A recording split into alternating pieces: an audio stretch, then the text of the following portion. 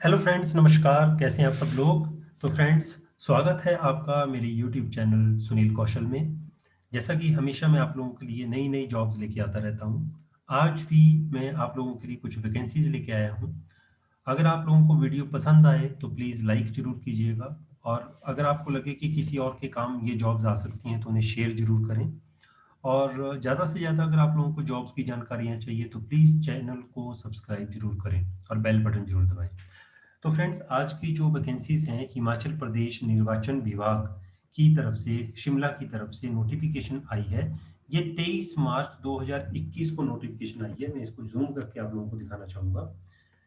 हिमाचल प्रदेश निर्वाचन विभाग में मुख्यालय संवर्ग व जिला संवर्ग कांगड़ा, बिलासपुर, कुल्लू व सिरमौर के अंतर्गत दैनिक मजदूरी पर चपरासी वर्ग 4 के पदों की भर्ती के लिए योग्य उम्मीदवारों से सादे कागज पर आवेदन मंगवाए गए हैं।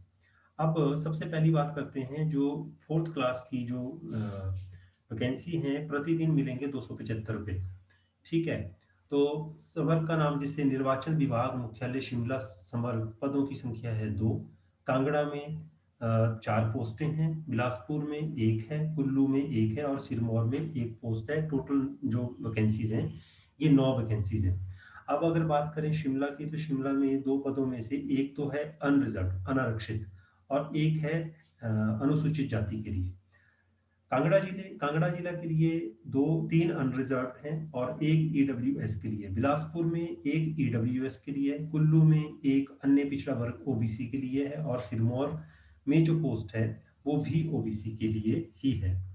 अब बात करते हैं लास्ट डेट की। तो लास्ट डेट अब अप्लाई करने की है 30/4/2021, मतलब 30 अप्रैल 2021 तक आप इन जॉब्स के लिए अप्लाई कर सकते हैं।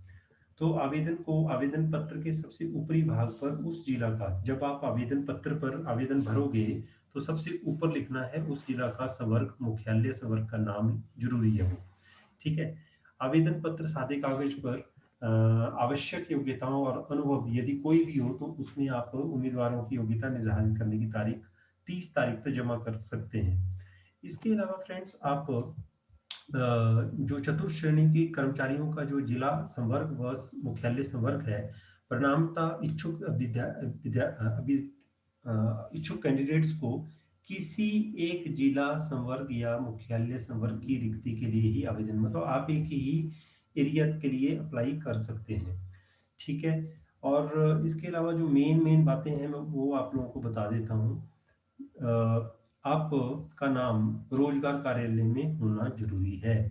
उम्मीदवार हिमाचल प्रदेश में रोजगार कार्यालय के साथ अवश्य पंजीकृत होना चाहिए। आरक्षण का लाभ केवल उन्हीं उम्मीदवारों के लिए स्वीकार्य होगा जो सिर्फ हिमाचल प्रदेश के रहने वाले हैं। ठीक है। बाकी इसकी जो भी जानकारी है वो इस वेबसाइट पे ceo.himachal.nic.in में जाकर के भी आप देख सकते हैं। आयु की बात करें तो 18 से 45 साल के बीच में आपकी आयु होनी चाहिए। उम्मीदवार की आयु की गणना 1/1/2021 को मानी जाएगी। ऊपरी आयु में 5 वर्ष की छूट केवल Himachali SC ST OBC WFF वालों को, हिमाचल प्रदेश के विकलांगों के लिए स्वीकार्य है।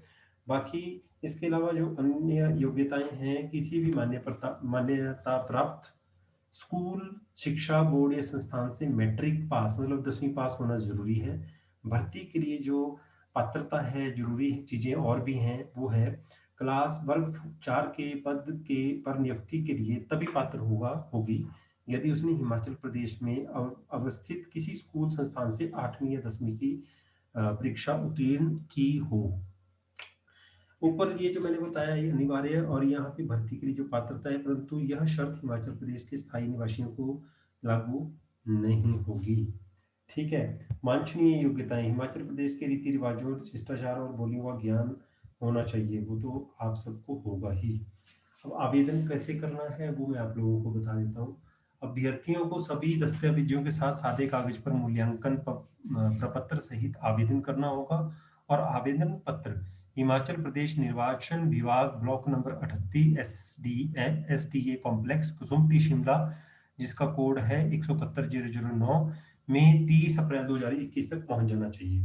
परीक्षा शुल्क निर्वाचन विभाग द्वारा चपरासी के इन रिक्त पदों के लिए किसी भी तरह का कोई भी परीक्षा शुल्क नहीं लगेगा। अब परीक्षा की योजना तो आप लोगों हिमाचल प्रदेश सरकार के कार्मिक विभाग की अधिसूचना संख्या 5/2014 दिनांक 17/4/2017 द्वारा वर्ग 4 पदों के लिए तय अंकों की प्रतिशत के आधार पर किया जाएगा। 85 अंकों से तय किए जाएंगे और उदाहरण के लिए मैट्रिक में 50% प्राप्त करने वाले उम्मीदवार को 42.5 अंक दिए जाएंगे। उसके बाद निम्नलिखित पैरामीटर के आधार पर मूल्यांकन के बाद आप लोगों को अंक दिए जाएंगे। जैसे कि 100 अंकों के मापदंडों का यहाँ पे विभाजन किया है। क्वालिफाइंग परीक्षा में प्राप्त अंकों की प्रतिशतता की गणना 85 से की जाएगी।